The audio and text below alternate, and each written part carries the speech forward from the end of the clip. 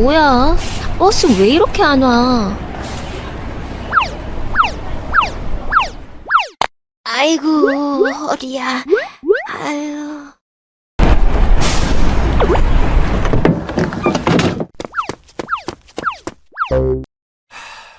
할머니, 타실 거예요? 안 타실 거예요? 아, 뭐야, 시끄럽게. 아니, 그게 내가 다리가 아파서. 아니, 할머니. 그건 할머니 사정이고. 지금 젊은 사람들 다 바쁘게 출근하는데 뭐 하러 나와가지고 귀를 막고 난리야, 어? 아, 진짜 아침부터 재수가 없으려니까. 아, 저리 비켜!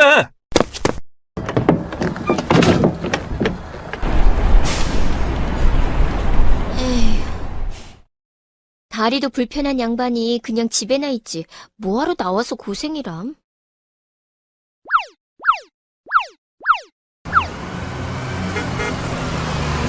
아까 그 할머니 말이야. 결국 버스 못 타고 그냥 댁에 가시던데. 뭐야? 누구? 어? 네가 할머니를 좀 도와드리지 그랬니? 뭐야? 꿈인가? 고양이가 말을 하잖아! 너 아까 그냥 집에나 계시는 게 낫겠다고 했니? 만약에 나중에 너한테 누가 나이 들었으니 어디 아무 데도 가지 말고 그냥 집에만 있으라고 하면 너는 그렇게 할래? 아니, 이 고양이 말하는 것 좀 보게. 남이사 무슨 상관이람? 네가 그 할머니였다고 생각해봐. 얼마나 힘드시겠어.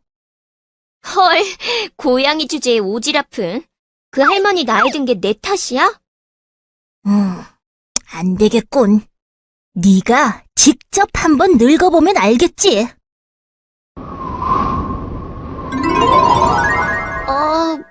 뭐야? 이 쎄한 기분은? 이게 뭐야? 왜 아까 그 할머니가 여기 보여? 어떡해. 빨리 내 모습 돌려내. 너 하는 거 봐서.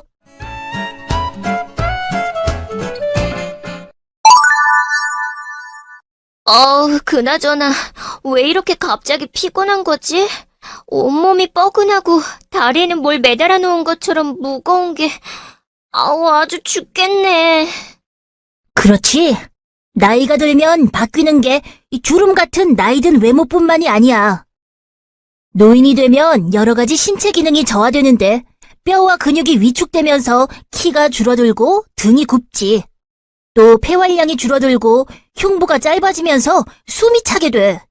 산소 공급이 젊을 때처럼 원활하게 잘 안 되니까. 그래서 그냥 걷기만 하는데도 이렇게 숨이 가쁘고 힘든 거구나. 그래서 나이가 들면 운동 기능도 떨어지고 신체 활동도 어려워지는 거야. 아까 그 할머니가 왜 그렇게 힘들어 하셨는지 알겠니? 몰라. 지금 그냥 서 있는 것만 해도 죽을 것 같아. 그렇다고 밖에 안 나오고 집에만 있기에는 너무 우울할 것 같고. 아까는 내 알 바 아니라더니. 이제 조금씩 노인을 이해하기 시작한 건가? 그게 나랑 무슨 상관이야? 내가 노인도 아닌데 왜 노인을 이해해야 하냐고. 왜 상관이 없어? 너는 요즘 고령화 문제에 대해 못 들어봤니? 고령화? 모두 오래 살면 좋은 거 아니야? 노인이 늘어나는 게 뭐가 문제라는 거야? 단순히 노인이 늘어나서 문제가 생겼다고 말하기는 어렵고, 일단 문제를 이해하려면 인구 구조 변화의 문제를 이해할 필요가 있어. 먼저 일반적으로 65세 이상을 노인이라고 규정하고 있는데 1960년에는 전체 인구의 3%도 안 되던 65세 이상 노인 인구가 2000년에는 7.2%로 높아졌고 2019년 현재는 65세 이상 인구가 전체 인구의 14.9%까지 높아졌어. 65세 인구가 전체 인구의 7%를 넘으면 고령화 사회, 14%를 넘으면 고령 사회, 그리고 20%를 넘으면 초고령화 사회라고 하는데 우리나라는 이미 2000년에 고령화 사회에 진입했고 2017년을 넘어서면서 고령 사회에 진입했어. 그리고 2025년이 되면 초고령 사회에 진입할 것으로 예측되는 상황이야. 고령화 사회에서 고령 사회로 가는데 17년? 다시 초고령화 사회로 가는데 불과 8년이라니. 엄청 빠른 거 아니야? 맞아. 독일, 이탈리아, 프랑스 같은 선진국들은 이미 초고령화 사회에 진입하긴 했지만 우리나라만큼 빠르게 고령화가 이루어지지는 않았어.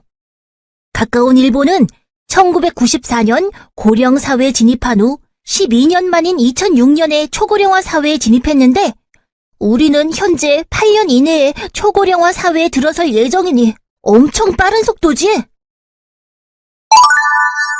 근데 이게 끝이 아니라는 거. 2040년이 되면 65세 이상 노인 인구가 전 인구의 32.8%를 차지하게 되고 2065년이면 무려 42.5%가 될 것으로 예측되고 있거든. 뭐? 42.5%? 우리나라 인구의 거의 절반이 노인이 된다는 거야? 그런 셈인 거지.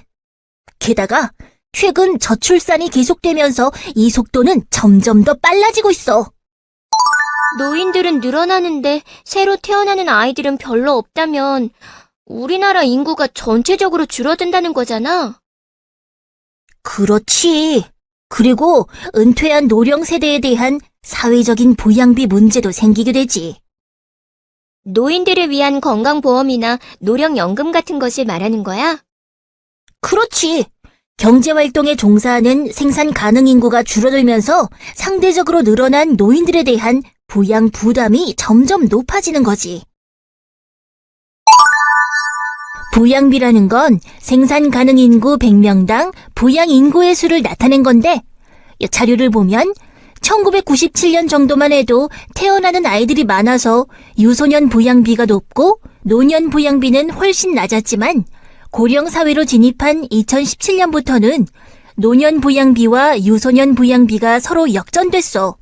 이 추세로 고령화가 계속되면 2067년에는 생산 가능 인구 100명당 102.4명의 노인을 부양해야 하는 시점이 찾아오게 된다는 거야.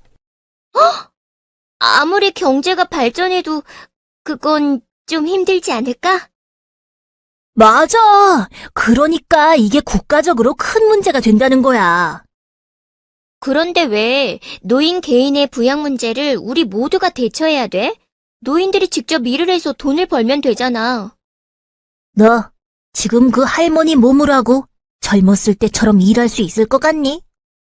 뭐 좀 힘들긴 하겠지만 그래도 수명이 예전보다 더 늘어났으니까 더 오래 일할 수 있는 건 사실이잖아. 그렇긴 하지만 그게 또 그렇게 쉬운 일만은 아니야. 55에서 79세 고령자 중 장래에 일하기를 원하는 비율은 2018년 기준으로 64.1%에 달하고 점점 증가하는 추세이고 이들 중 59.0%는 생계를 위해서 취업을 원하고 있지만 실제로 이들 중 고용된 비율은 기대에 많이 미치지 못하고 있어. 그렇구나. 어떤 일자리에 근로하고 있는지도 중요한데 2017년 노인 실태조사에 따르면 경제활동에 참여하고 있는 노인 대부분이 청소, 경비, 음식 판매 같은 단순 노무나 농림어업에 종사하고 있다고 해. 그나마도 경제활동을 지속하기 어려워 그만두고 있는 실정이라고 해. 노인의 건강 상태를 고려하면 오랫동안 일을 하기에 무리가 있고 낮은 급여 수준이나 열악한 근로 환경 등이 노인의 경제활동을 어렵게 만들고 있는 거지. 아, 노인들이 안정적으로 수익을 얻을 수 있는 일을 한다는 것도 결코 쉬운 일이 아니네. 그럼 결국 젊은 사람들이 세금을 열심히 내서 노인들의 노후를 보장해줘야 한다는 말인 거야? 그런 셈이지. 고령화에 따른 세금 부담에 대한 우려로 인해서 젊은 세대들과 노인 세대 간의 갈등이 심화되며 사회적 문제가 되고 있어. 아무래도 그럴 수밖에 없잖아. 지금 내가 벌어서 노인들 부양해도 나중에 내가 늙으면 또 젊은 사람들이 부족해지니 정작 내 노후는 어찌 될지 모르는 건데 이래서 사람들이 인터넷에서 연금충이다 노스라치다 하는 거구나. 이제 알았네. 우와, 너 그런 나쁜 말들은 대체 어디서 배웠니? 왜? 아무래도 노인들이 잘못하니까 그런 말도 듣는 거 아니겠어? 지하철 같은 공공장소에서 할머니들이 얼마나 시끄럽게 떠드는지 알아? 매너도 없지. 오죽하면 할매미라고 하겠어? 물론 그런 분들도 계실 수 있지만 전체를 몰아서 부정적으로 단정 짓는 건 차별이고 혐오에 해당하는 거야. 그런 차별적인 생각과 편견이 노인 학대로까지 이어질 수 있다는 생각 안 해봤니? 노인 학대? 야, 내가 무슨 그렇게까지 사람을 나쁘게 몰아가고 그래. 그리고 뭐 이런 생각을 나만 하는 줄 알아? 아이고, 그래. 너만 그런 건 아니지. 실제로 많은 우리나라의 청년들이 노인에 대해 안 좋은 인식을 갖고 있는 게 현실이니까. 노인 일자리 증가로 인한 청년 일자리 감소나 노인 복지 확대로 인한 세금 부담 등 같은 구체적인 문제와 관련된 갈등도 있지만 노인과 대화가 잘 통하지 않는다는 등 여러 가지 세대 갈등 요인이 있고 이런 문제가 사회 문제로까지 이어지고 있어. 그래, 세대 갈등 해결이 필요하지. 그렇다고 젊은 세대가 무조건 참고 이해하는 건 아니잖아. 그래, 물론 그렇지. 그런데 생각해봐. 누구나 나이가 들면 노인이 되게 되어 있어. 지금 너한테 누가 할매미라고 욕하면 좋겠니? 뭐? 나 할머니 아니라고. 왜 이래? 알게 뭐야? 지금 네 모습은 영락없는 할머니인걸. 빨리 내 모습 돌려놓으라고. 상상이 잘 안 되면 네 부모님이 더 나이 드신 후를 생각해봐. 너희 어머니한테 누가 할매미라고 하면 어쩔래? 나 이런 싸가지 없는 지금은 다른 노인의 문제이지만 시간이 지나면 내 부모, 그리고 더 시간이 지나면 결국 내 문제가 되는 게 바로 지금 우리가 노인 문제라고 부르는 사회 문제의 본질이야. 과연 지금 노인들에게만 해당되는 문제라고 할 수 있을까? 너랑은 정말 상관없는 문제이니? 듣고 보니 그렇네. 그래. 그렇기 때문에 우리는 노인들의 문제가 아니라 우리 모두의 문제, 즉 사회적으로 함께 고민해야 할 문제로 다루어야 하는 거야. 그래, 좋아. 그럼 대체 뭘 고민해야 하는 거지? 차차 함께 알아보자.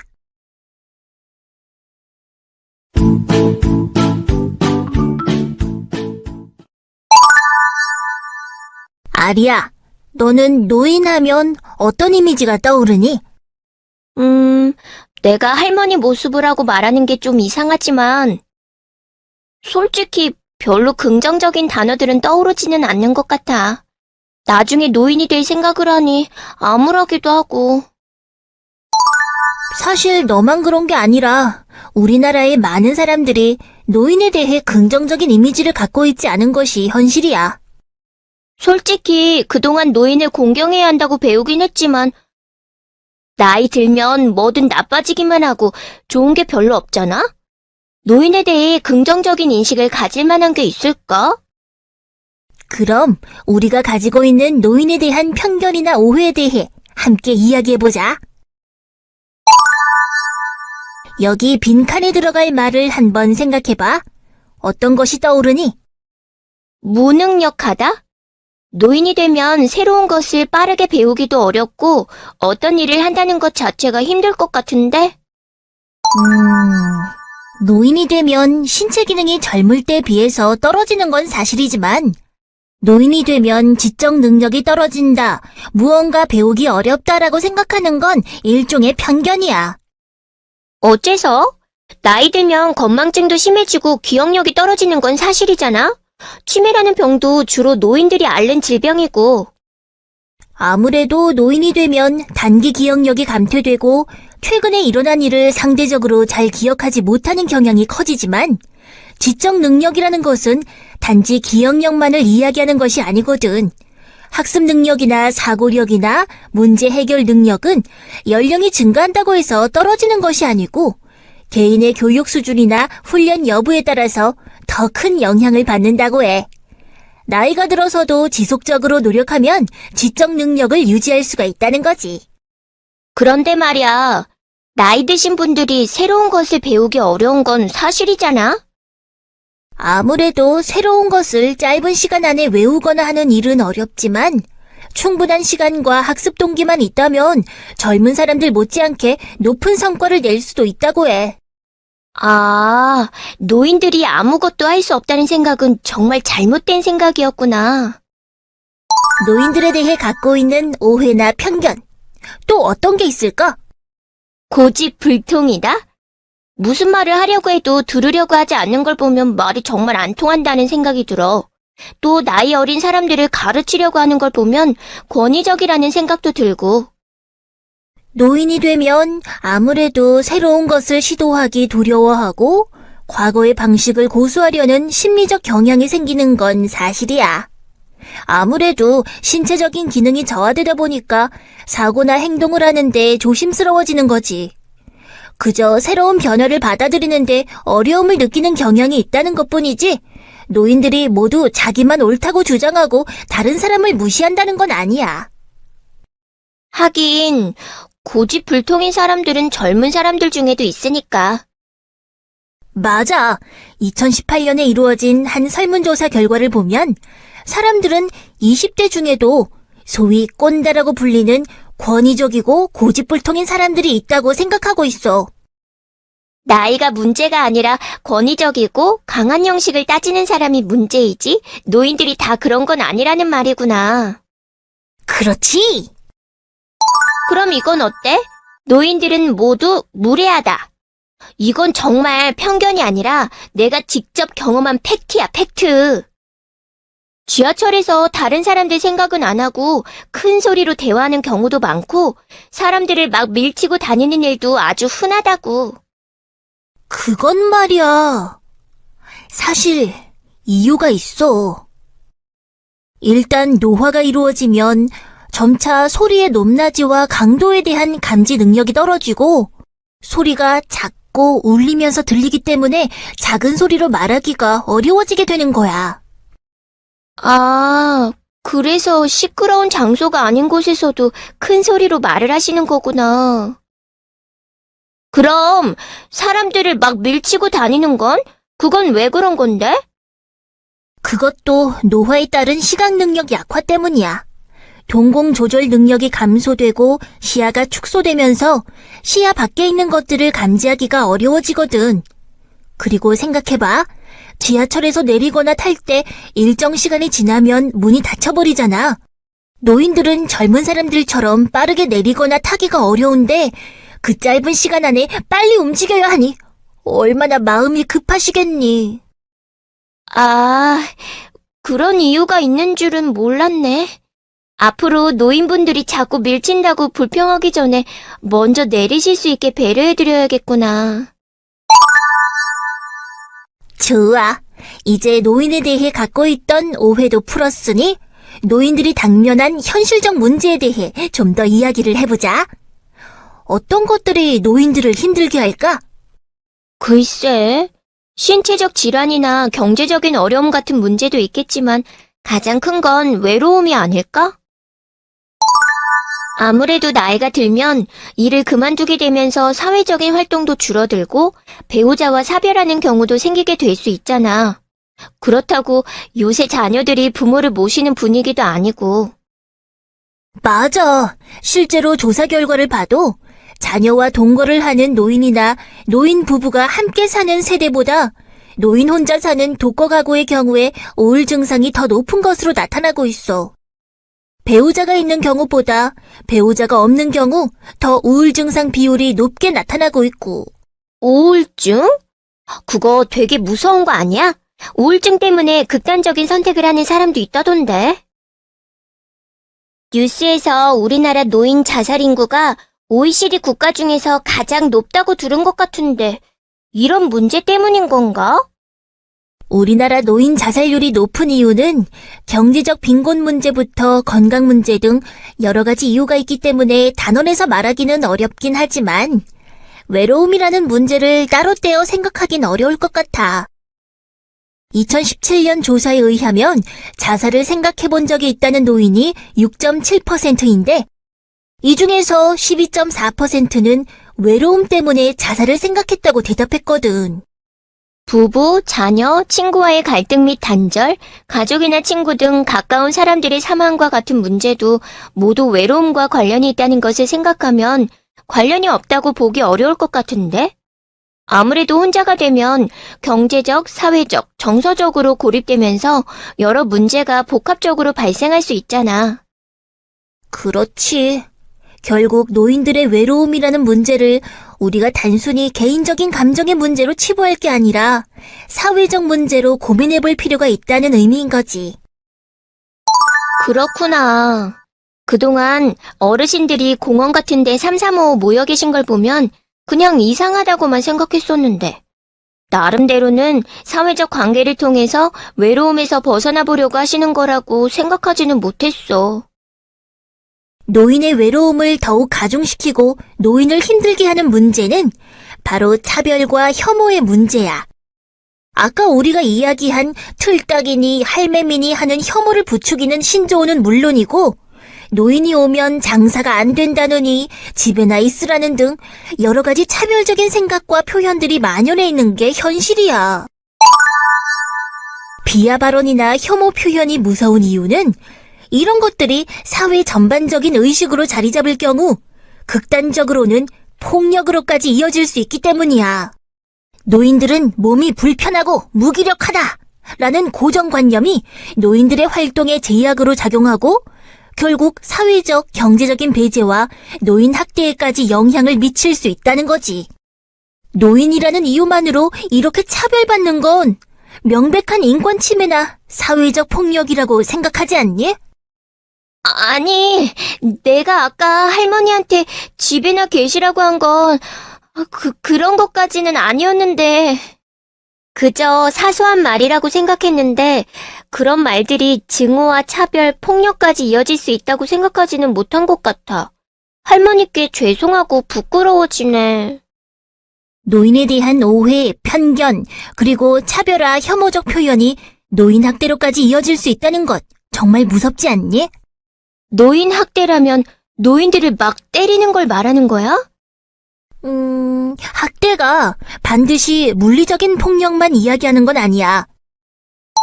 노인에게 위해를 가하는 모든 행위는 노인 학대에 해당해. 신체적인 폭력 외에도 정신적 폭력, 정서적 폭력, 성적 폭력까지를 모두 포함해. 경제적 착취나 가혹 행위를 하는 것, 유기 또는 방임을 하는 것도 모두 노인학대라고 할 수 있지. 우리나라 노인학대 현황을 보면 문제는 이건 노인학대로 신고되어 노인학대로 판정된 수를 집계한 것이기 때문에 신고되지 않은 노인학대가 얼마나 되는지는 알 수 없는 실정이야. 신고되지 않은 노인학대가 더 많을 수 있다는 거야? 노인학대 발생 장소를 보면 가정 내에서 발생하는 경우가 많고 그 외에도 생활시설이나 이용시설, 병원, 공공장소 등에서 다양한 곳에서 노인학대가 발생하고 있어. 생각보다 우리 주변의 곳곳에서 노인학대가 일어나고 있구나. 그런데 학대 발생 장소가 가정 내라면 가족에 의해 노인학대가 발생한다는 거야?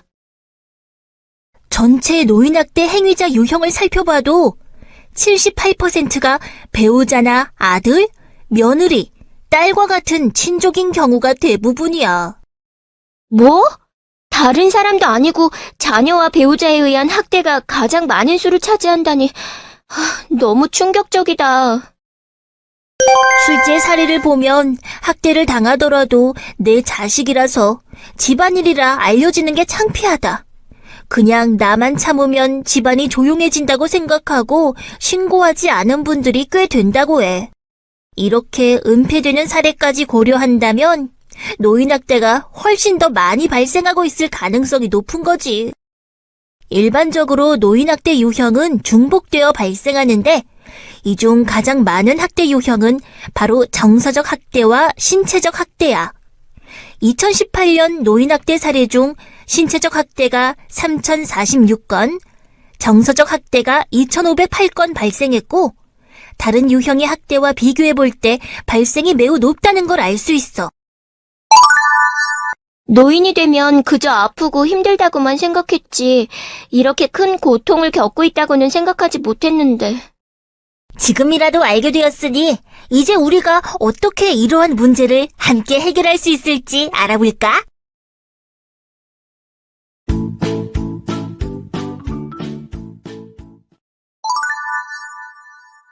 우리 주변에 학대받는 노인이 없도록 하기 위해서 여러 가지 노력이 필요하겠지만 말이야. 만약에 주변에서 학대받는 노인을 발견했다면 어떻게 해야 할까? 글쎄. 일단 112나 119에 신고해야 하지 않을까? 오, 내가 알려주려던 정답은 아니지만 그것도 맞네. 만약 학대받는 노인이 부상이 있거나 위험한 상황에 노출되어 있다면 학대 상담이나 이런 것보다 피해 노인의 안전을 확보하는 게 먼저니까 그럴 경우에는 당연히 바로 112나 119에 신고해야지. 아, 그렇네. 역시 신고보다 중요한 건 어르신을 안전하게 보호하는 게 우선이니까. 그런 말이야. 당장 위험에 노출되어 있는 위급한 상황이 아니긴 한데 확실한지는 잘 모르겠지만 학대가 의심되는 상황이라면 그럴 땐 어떻게 해야 하는 거야? 그럴 땐 노인학대 문제를 전문적으로 다루는 기관에 연락하는 것이 좋지. 바로 1577-1389 빨리 구해주세요라는 번호야. 전국 어디서나 1577-1389로 신고하면 신고자가 있는 지역의 관할 노인보호 전문기관으로 연결해 24시간 언제든 전문 상담원이 상담 신고를 진행하고 있어. 그런데 꼭 전화로만 신고해야 해?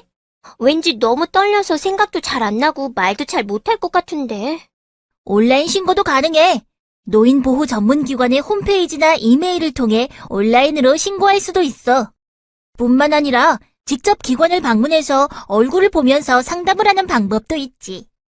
그런데 노인에게 위해를 가하는 상황을 직접 목격했다면 확실한데 그게 아니라면 학대인지 애매할 때가 더 많을 것 같은데 말이야.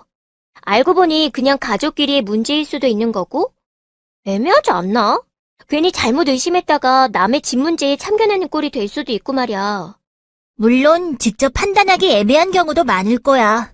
게다가 이런 일이 보통 가정 내에서 이루어지는 경우가 많은데 여전히 우리 사회에서는 집안에서 일어난 일은 가족이 알아서 해결해야 할 문제라고 치부하는 경우가 많으니까 학대당하는 당사자인 노인도 그래도 내 자식, 그래도 내 가족이라는 생각 때문에 학대 사실을 숨기고 참으려는 경우도 많고 가정 말고 시설의 경우도 마찬가지인데 2018년 노인복지시설 노인인권실태조사에 따르면 시설장의 92%, 시설 직원의 45%가 신고할 만큼 심각하다고 생각하지 않았기 때문에 노인학대를 의심하고도 신고하지 않은 것으로 나타났거든.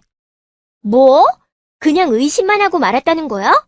어떻게 그럴 수가 있어? 글쎄, 아무래도 이게 노인학대 행위가 맞는지 정확히 판단하는 게 어려워서 그런 게 아니었을까 싶긴 한데. 그런데 그 노인이 실제로 학대를 당하고 있었다고 생각해봐. 그렇다면 얼마나 심각한 상황이니? 그런데 조금 의심스럽긴 해도 학대까지는 아닌 것 같아. 이런 개인적인 판단으로 노인학대 의심 상황을 신고를 하지 않는다면 결국 노인학대는 점점 더 은폐되고 장기화되고 말겠지. 그런데 그냥 무조건 의심된다고 신고하기보다는 어떤 경우가 노인학대에 해당하는지 알아볼 수 있어야 신고도 할 수 있을 것 같은데. 그렇지. 어떤 경우가 노인학대인지 그리고 어떤 경우에 노인학대를 의심해 볼 수 있는지 노인학대의 유형과 징후에 대해 설명해 줄게. 노인학대는 신체적 학대, 정서적 학대, 성적 학대, 경제적 학대, 방임, 자기방임, 유기 등으로 나타나는데 대부분은 여러 유형의 학대가 중복적으로 이루어지는 경우가 많아. 먼저 신체적 학대는 물리적인 힘, 또는 도구를 이용해 노인에게 신체적 혹은 정신적 손상, 고통, 장애를 유발시키는 행위를 말하는 거야. 신체 구타, 억압, 강제로 가두거나 통제, 생존 유지를 위한 식사, 장치, 약물 등을 단절하는 것, 약물 및 주사를 강제 복용, 투입하는 것, 강제 노동 등이 대표적인 행위라 할 수 있어. 만약 노인의 몸에 치료받지 못한 상처나 부상 등이 있거나 머리카락이 뽑힌 흔적, 머리 부분의 출혈이나 묶인 흔적 등이 신체에 있고 위축감이나 두려움, 심한 불안 증세를 보인다면 신체적 학대를 의심해 볼 수 있지. 아무래도 상처 같은 건 눈에 쉽게 보이는 거니까 평소에 주변 어르신의 관심을 좀 기울인다면 비교적 쉽게 알아볼 수 있을 것 같네. 그렇지. 다음으로 정서적 학대는 비난, 모욕, 위협, 협박 등의 언어 및 비언어적 행위를 통하여 노인에게 정서적 고통을 주는 행위를 말하는데 욕설을 퍼붓는다거나 고함을 지른다거나 노인을 무시하고 비난하는 행위, 수치감을 주는 모욕적인 말을 하는 경우 등이 대표적이야. 그런데 정서적 학대는 신체적 학대처럼 눈에 띄는 게 아니잖아. 정서적 학대를 당했는지 어떻게 알아볼 수 있어? 정서적 학대는 심리적인 불안이나 정서적 고통으로 인해 더욱 다양한 징후를 나타내기도 해. 무반응 또는 무표정한 모습이거나 잠을 못 자거나 안절부절 못하고 무언가 말하기를 꺼려하거나 주저하는 모습을 보이면서도 한편으로는 흥분하거나 화가 난 분노의 모습을 보이기도 하지. 또 극단적인 행동이나 히스테리를 보이기도 하고 가족 또는 보호자와 대화가 거의 없거나 눈치를 보기도 하지. 그렇구나.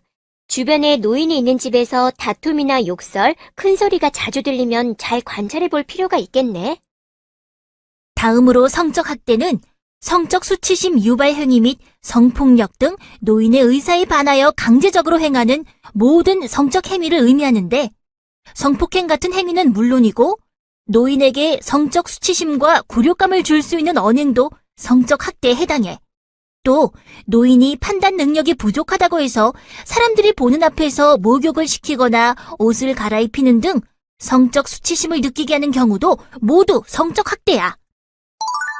한 요양병원 복도에서 80대 노인의 하반신을 노출한 채 기저귀를 교체한 사건이 신고된 적이 있었는데 이 경우도 법원에서 당연히 성적 학대에 해당한다고 판결했지.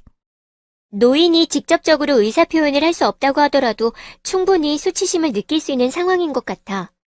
그런데 말이야, 솔직히 성적인 문제는 다들 수치스럽다며 숨기려고 하잖아. 젊은 사람들도 말하기 어려운데 노인들은 더 발견하기 어렵지 않을까? 일단 노인이 걷거나 앉을 때 어려움을 보이거나 성병에 걸린 경우, 속옷이 찢어져 있거나 성기나 항문 부위 주변에 타박상이 있거나 하혈을 하는 경우에는 성적 학대를 의심해 볼 수 있어. 이런 물리적인 징후가 아니라 정서적 징후도 나타나는데 특정 유형의 사람들에 대한 두려움을 보이는 것 등이 성적 학대의 징후라고 할 수 있어. 성희롱에 대한 불쾌감을 주변 사람들에게 말하거나 표현하는 경우도 성적 학대를 의심해 볼 수 있지. 다음으로는 경제적 학대야. 경제적 학대는 노인의 의사에 반하여 노인으로부터 재산 또는 권리를 빼앗아가는 행위로 경제적 착취, 재산에 관한 법률 권리 위반, 경제적 권리와 관련된 의사결정에서의 통제 등을 하는 행위를 말해. 예를 들어 노인의 허락 없이 재산을 증여하거나 노인의 허락 없이 명의를 도용해 계약을 하는 경우, 유언장을 허위로 작성하거나 수정하는 경우, 노인의 연금이나 임대료 등을 가로채는 등이 여기에 해당해. 그런데 자녀에게 재산을 정말 증여한 것일 수도 있잖아. 경제적 학대가 이루어졌는지는 어떻게 알아볼 수 있어?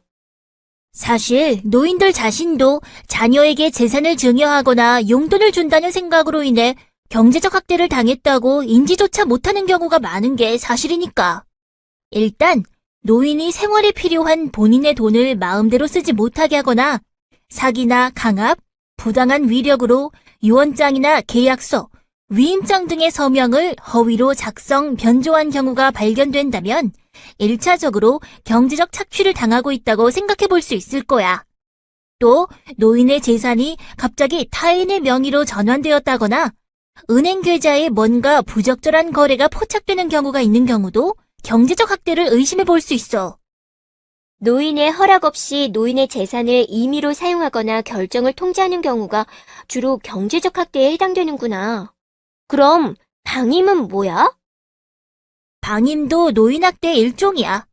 보호자 또는 부양 의무자로서 책임이나 의무를 거부하거나 제대로 이행하지 않거나 혹은 포기하는 행위를 방임이라고 하는데, 경제적 능력이 없는 노인의 기본적 생존을 위한 생활비를 지원하지 않거나 중단하는 것, 스스로 식사하기 힘든 노인의 의식주 등 일상생활 관련 보호를 제공하지 않는 것, 노인에게 필요한 의료적 처치를 제공하지 않거나 거부, 방해, 혹은 소홀히 하는 경우 등이 모두 방임에 해당돼. 거동이 불편한 노인을 돌보지 않는다면 아무래도 위생 상태나 영양 상태 같은 걸로 알아볼 수 있지 않을까? 맞아. 만약 대소변 냄새나 악취, 염증, 욕창 등이 그대로 방치된 상태로 있거나 머리, 수염, 손톱 등이 정돈되어 있지 않고 세탁되지 않은 옷을 입고 있는 등 신변 처리가 안 된 상태가 대표적인 방임 학대의 징후야. 식사를 챙기지 않아 영양실조나 탈수 상태인 경우 학대를 받고 있다고 의심해 볼 수 있어. 그런데 보호자나 부양 의무자가 노인을 방임하는 경우도 있지만 노인 스스로가 최소한의 자기보호 관련 행위를 포기하여 심신이 위험한 상황이나 사망에 이르는 경우도 있어. 이런 걸 자기 방임이라고 해. 아, 방임과 차이가 뭐야? 방임이 보호자 또는 부양 의무자가 그에 따른 책임이나 의무를 거부하거나 불이행해서 노인에게 의식주 및 의료를 적절하게 제공하지 않는 행위라면, 자기 방임은 노인 스스로가 최소한의 자기보호 관련 행위를 포기하는 경우를 말하는 거야. 스스로 식사를 할 수 있는 상황인데도 음식물을 섭취하지 않는다거나 필요한 치료나 약 복용을 포기하는 경우 같은 걸 말하는 거구나. 그렇지. 마지막으로 6위는 보호자 또는 부양 의무자가 노인을 버리는 행위로 노인을 시설 입소시킨 후 보호자가 연락 두절하거나 낯선 장소에 노인을 버리는 행위가 대표적이야. 이거 완전 현대판 고려장 아니야?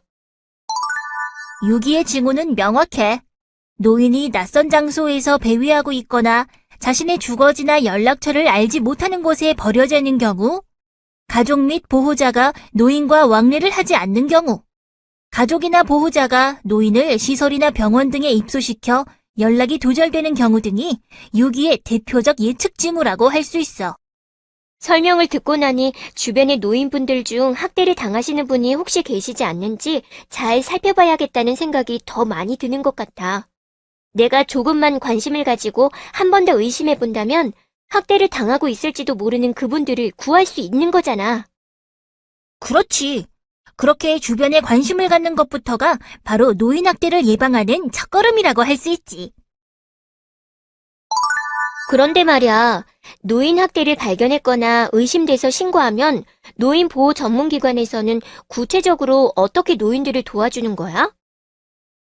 노인보호 전문기관은 노인복지법 제39조의 5에 따라 노인학대 예방을 위해 설치한 기관으로 2019년 기준 중앙노인보호 전문기관 1개, 지역 노인보호 전문기관은 33개로 총 34개의 노인보호 전문기관이 설치되어 있어.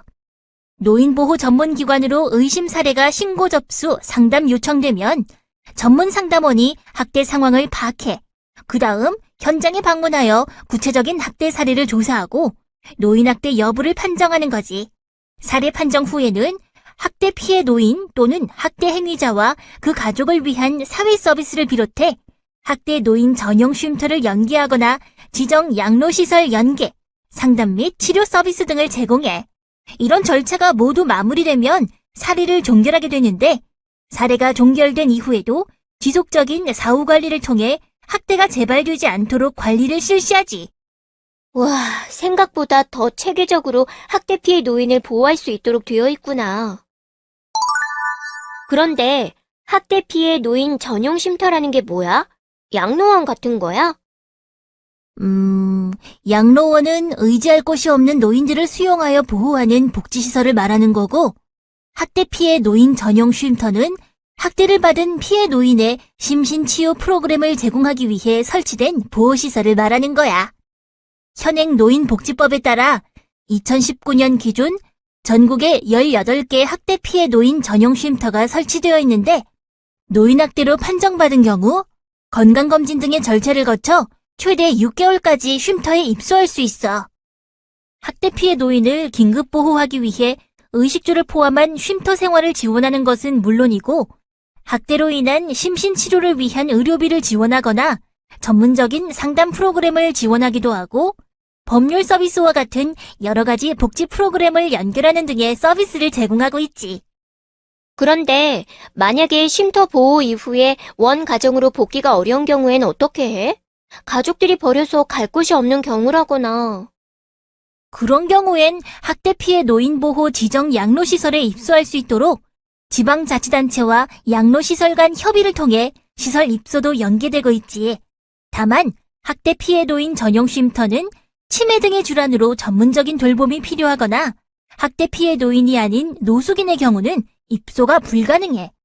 노인보호 전문기관에서는 학대 사례 개입 시 학대 피해 노인뿐 아니라 학대 행위자와 그 가족을 위한 개인 및 상담도 진행하고 있어. 학대 행위자의 학대 유발 요인을 파악하고 이를 감소하거나 제거하기 위해 다양한 서비스를 연계하고 있지. 아니, 노인 학대라는 범죄를 저질렀는데도 학대 행위자에 대해서 대체 뭘 해준다는 거야? 학대 피해 노인을 안전하게 보호하는 것도 필요하지만 학대가 다시 발생하지 않도록 하는 것이 가장 중요해. 그래서 학대 행위자에게 상담이나 복지 서비스 등을 다양하게 제공하고 재발 방지를 위한 교육도 하는 거야.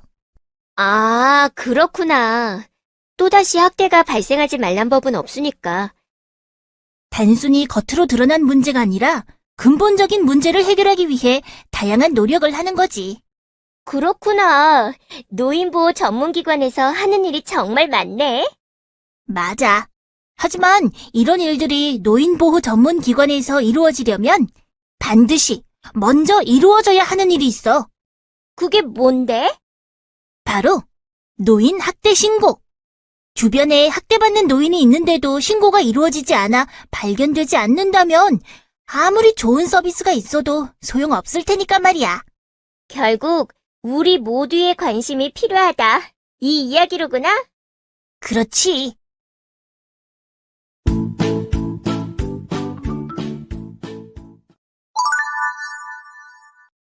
그런데 말이야. 어? 왜? 나 이제 좀 내 모습으로 돌려주지 않을래? 나 진짜 반성 많이 했다고. 할머니, 할아버지들이 얼마나 힘드신지도 이해하게 됐고, 노인학대 문제가 심각하다는 것도 충분히 이해했고 말이야. 그래? 정말이야? 그래, 내가 뭐 노인학대에 대해서 잠깐 배웠다고 뭐 전문가가 되는 건 아니지만, 적어도 노인학대 문제를 봤을 때 모른 척해서는 안 된다는 것도 알게 되었지. 좋아. 그럼 퀴즈를 하나 맞추면 원래 모습으로 돌려주지. 갑자기 퀴즈? 노인학대 신고 번호는? 1577에 13, 땡땡땡! 안 되겠네. 이것도 기억 못하고. 야, 갑자기 돌발 퀴즈를 내는 게 어딨어. 그리고 번호야 인터넷으로 검색해봐도 되는 거 아니야? 치사하게. 중요한 건 말이야. 그 번호를 외우고 못 외우고가 아니라 평소에 학대받는 노인들에게 관심을 갖고 노인학대가 의심될 때 적극적으로 신고를 하려는 이 마음가짐. 마음가짐 아니겠니? 안 보이니? 그래. 그건 그렇지. 이제 생각났다. 1577-1389 맞지? 성공. 그런데 말이야, 그냥 전화해서 여기 노인학대가 의심됩니다. 빨리 와주세요. 하고 말만 하면 되는 건가? 뭐라고 말해야 돼? 일단 신고 전화를 하면 전문 상담원이 차근차근 필요한 학대 내용이나 학대 노인의 현재 상황 등을 물어보면서 상담을 하니까 너무 어려워할 것 없어. 그래도 신고할 때 어떤 내용을 물어보는지 미리 알아두면 좀 더 정확하게 신고할 수 있지 않을까? 이야, 생각보다 세심한데? 우선 신고 전화를 하면 신고자의 인적 사항이랑 학대 피해 노인과의 관계를 물어보고 학대 또는 학대 의심 사실을 어떻게 알게 되었는지에 대해 물어볼 거야. 그리고는 학대 피해 노인이 구체적으로 어떤 상황인지, 그러니까 지금 위험한 상황이라 긴급하게 분리보호가 필요한지, 노인의 심신 상태가 위급한 상황이 아닌지 이런 것들을 파악하고 나서 학대 피해 노인 인적 사항과 학대 행위자 관련 정보에 대해서도 확인을 하게 돼. 그리고 학대 유형이 무엇인지 혹은 학대의 심각성과 목격 일시, 장소 등 구체적인 정보를 제공하는 것이 좋겠지만 그렇지 않은 경우 본인이 알고 있는 만큼 이야기하면 돼. 그리고 만약 시설에서 노인학대가 일어난 상황이라면 시설과 관련한 정보도 파악하게 돼. 이 경우 시설 관리나 운영상의 문제인지, 시설 종사자의 문제인지, 이용자 간의 문제인지 등 시설과 관련된 정보도 자세하게 제공하면 노인보호 전문기관에서 학대 의심 사례를 접수할 때 사례의 심각성과 응급성을 파악하는 데 훨씬 도움이 될 수 있어.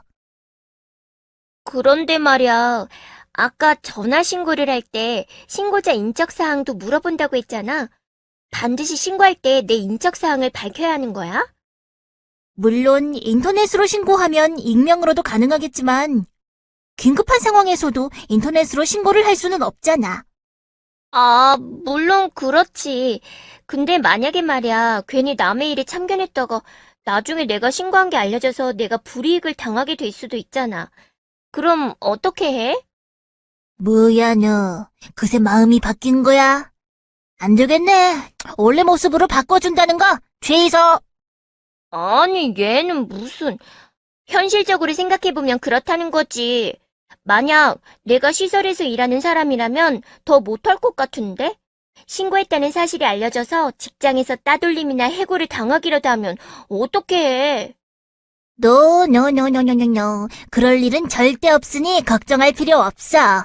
신고인의 신분 보장은 노인복지법으로 정해져 있어. 신고자의 신분 노출 역시 당연히 못하게 되어 있고, 이를 위반하면 1년 이하의 징역 또는 1천만 원 이하의 벌금에 처하도록 되어 있거든. 뿐만 아니라 공익신고자 보호법 제12조를 통해서도 신고자의 인적사항이나 그가 공익신고자임을 미루어 알 수 있는 사실을 타인에게 알려주거나 공개 또는 보도할 수 없도록 하고 있어.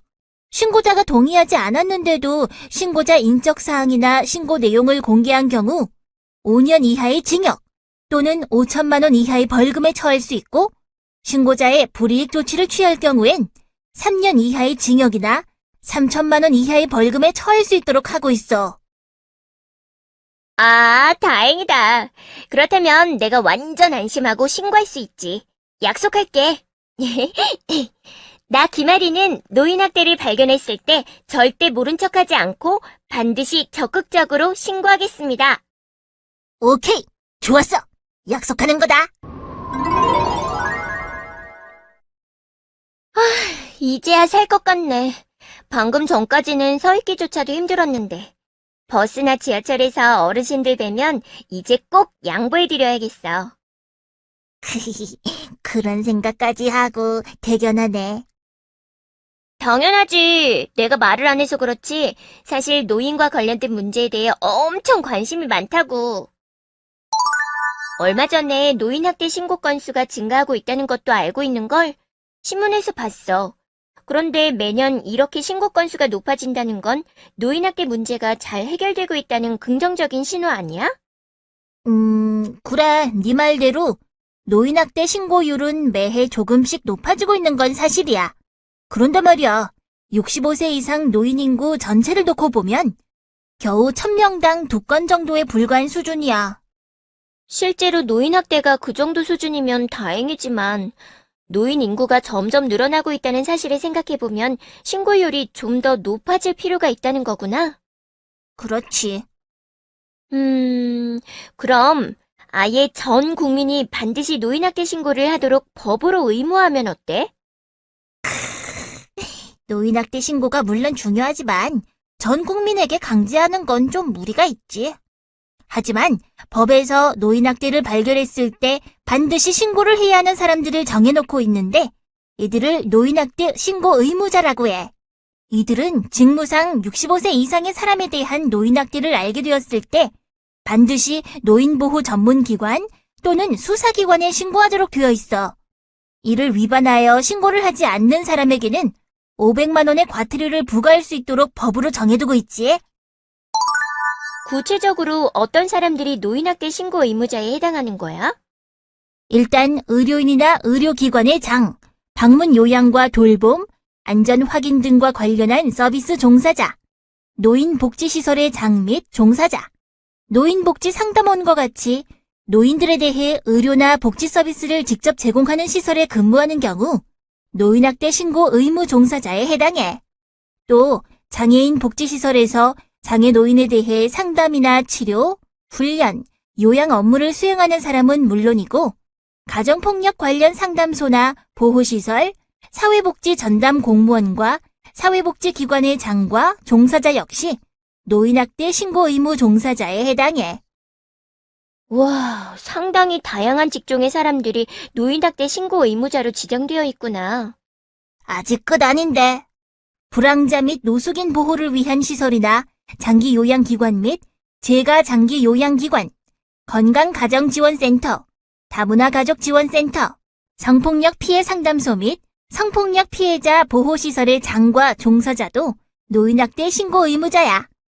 그 밖에도 119 구급대 구급대원과 응급구조사, 의료기사, 국민건강보험공단 소속 요양직원도 노인학대 신고 의무자에 해당하고 지역보건의료기관의 장과 종사자도 노인복지시설 설치 및 관리 업무 담당 공무원도 노인학대 신고 의무자야. 엄청 많아서 다 기억은 못하겠지만 확실히 노인들 가까이에서 노인을 케어하는 직종의 사람들이 주로 노인학대 신고 의무 종사자로 지정되어 있는 것 같네. 이런 분들은 아무래도 어르신들을 자주 보고 노인에 대해서도 잘 이해하고 있을 테니까 노인학대를 발견하기 더 쉽겠지? 그렇지. 특히 노인복지시설 종사자나 사회복지관 등에서 종사하고 있는 신고 의무자 직군은 어르신들과 자주 만나고 친밀한 신뢰관계를 형성할 수 있는 특징이 있기 때문에 학대를 당해 위축된 노인들이 신고 의무자들을 믿고 도움을 요청할 수 있고 또 신고 의무자들이 어르신들의 신체적, 심리적 변화 등을 빠르게 발견할 수 있다는 장점도 있어. 오, 그렇구나. 사실 이분들이 일반인보다 훨씬 노인들에 대해서 잘 이해하고 가까이서 관찰할 수 있는 일종의 전문가들인 거잖아. 이런 분들이 나서서 노인학대를 막기 위해 앞장선다고 생각하니 왠지 멋진걸? 듣고 보니 정말 그렇네. 노인학대가 조기에 발견되어 신고되지 않으면 학대 피해는 점점 더 장기화되고 심각해질 수 있는데 신고 의무자들은 이를 예방하는 데 큰 도움을 줄 수 있어. 또 적극적으로 노인학대가 일어나지 않는지 살피고 적극적으로 신고를 하면 정말 많은 학대 피해 노인들을 구할 수 있겠지? 오, 이거 지금 완전 히어로 영화 같은 느낌이야. 멋져. 그런데 노인학대 신고 의무자라고 하니까 굉장히 딱딱한 느낌이 드는 것 같아. 그리고 신고하는 사람인데 의무자라는 말까지 붙이니 굉장히 부담스럽게 느껴지기도 하고, 좀 더 멋진 이름으로 불러주면 어떨까? 이분들을 부르는 멋있는 이름이 이미 있지? 오, 그래? 이미 이름이 있단 말이야? 아이, 뭔데? 뭔데? 바로 아리, 나비. 아리, 나비? 어? 뭐야? 너랑 내 이름을 합친 거잖아. 뭐, 이게 우연인진 잘 모르겠지만, 그렇네? 이름 예쁘지 않니? 응, 뭔가 친근하고 따뜻하고 희망적인 그런 느낌인데? 근데 아리나비가 무슨 뜻이야? 아리나비는 파이팅을 의미하는 순우리말인 아리아리와 나비의 합성어야. 나비는 희망을 뜻하는 대표적인 상징물이잖아. 노인학대에서 벗어나 존중받는 삶을 살아가고자 하는 희망을 의미하는 거지. 그리고 아리아리는 길이 보이지 않아도 나아가며 그래도 길이 없으면 만들어서라도 나아간다라는 의미를 갖고 있어. 길이 보이지 않아도 힘차게 희망을 향해 나아간다니. 멋진데? 전국의 노인학대 신고 의무자들은 2018년 기준으로 약 14만 명 정도로 추산되고 있는데 중앙노인보호 전문기관에서는 이들과 함께 노인학대 예방에 앞장서기 위한 공익 캠페인을 하고 있어. 나비새김이라는 이름의 이 캠페인은 도움이 필요한 어르신을 잊지 않고 마음속 깊이 새기자는 의미를 담고 있지. 와, 나비새김이라니. 이름 예쁜데? 캠페인 로고도 나비 모양이네? 근데 왜 나비 날개가 반쪽밖에 없는 것처럼 보이지? 학대로 인해 희망을 가질 수 없었던 노인의 현실을 날지 못하고 지쳐 앉아있는 나비의 모습으로 표현한 거야. 아, 그래서 날개를 접고 있는 거구나. 마음 아프네. 나비가 희망을 갖고 자유롭게 날 수 있으면 좋을 텐데. 우리가 학대로 고통받는 노인분들에게 좀 더 관심을 갖고 돕기 위해 노력한다면 그분들도 힘을 내고 다시 날아오를 수 있겠지? 나비새김의 진정한 의미가 바로 여기 있는 거야. 우리의 마음을 이어서 나비의 나머지 반쪽 날개를 채우는 것. 그러고 보니 나비가 아니라 하트 모양처럼 보이는 것 같기도 하고, 학대받은 노인들을 지켜주려는 따뜻한 마음을 표현한 걸까? 그런 의미로도 볼 수 있겠네. 나비새김을 상징하는 간단한 퍼포먼스도 있어. 이렇게 오른손 손바닥으로 심장 있는 곳을 턱턱 2번 치는 거거든. 난 잘 안 되는군. 이렇게 오른손을 펴서 손바닥으로 심장이 있는 곳을 툭툭. 내가 노인학대를 막는 신고 의무자라는 것을 마음속에 새긴다. 그리고 도움이 필요한 어르신을 잊지 않고 마음에 새긴다는 의지를 보여주기 위한 행동이야. 우와, 정말 멋있는데? 나도 이번 기회에 노인학대 문제에 대해 알게 되었으니 아리나비가 되고 싶은데, 아리나비는 신고 의무자에 해당하는 사람들만 할 수 있는 거지? 그렇지 않아. 아리나비의 활동은 단순히 노인학대를 신고하려는 행위 자체에 있는 게 아니야. 학대받는 노인을 발견하거나 학대가 의심되는 노인에 대해 관심을 기울이는 작은 행동 하나하나가 노인학대가 심화되는 것을 막고 더 나아가 노인학대를 사전에 예방할 수 있도록 해주는 거니까. 그런 의미에서 우리 모두가 아리나비라는 마음으로 노인학대 문제에 관심을 갖고 노력해야 한다는 필요성을 알리기 위해 만들어지게 된 거야. 그러니 누구나 아리나비가 될 수 있는 거지. 좋아. 오늘부터 나도 명예 아리나비가 되어서 나비새김 캠페인에 앞장설 거야. 전국에 있는 한 사람 한 사람이 모두 나비새김의 의미를 기억하고 학대받는 어르신들이 없도록 관심과 배려를 기울이면 결국 노인학대 문제도 사라지게 되지 않을까?